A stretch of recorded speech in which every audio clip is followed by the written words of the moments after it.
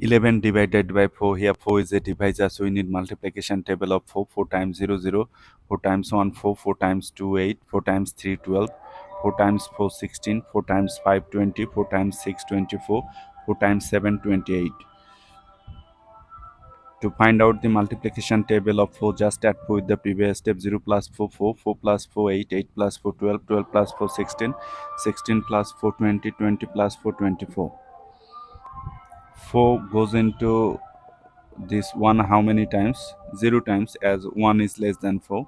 0 times 4, 0 times 4, that gives you 0. Subtract 1. Bring down the next digit 1. 4 goes into 11 how many times? 3 times 12, so 2 times. Write 2. 2 times 4, 8. Subtract, you are getting 3.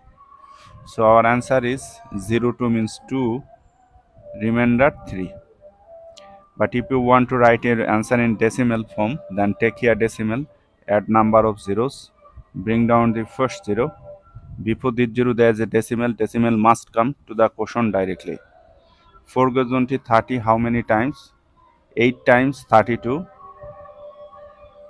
Okay, which is greater than 30, so 7 times. Write 7 here. 7 times 4, 28. Subtract 2. Bring down another 0. 4 goes into 20 how many times? 4 goes into 20 5 times. Write 5 here.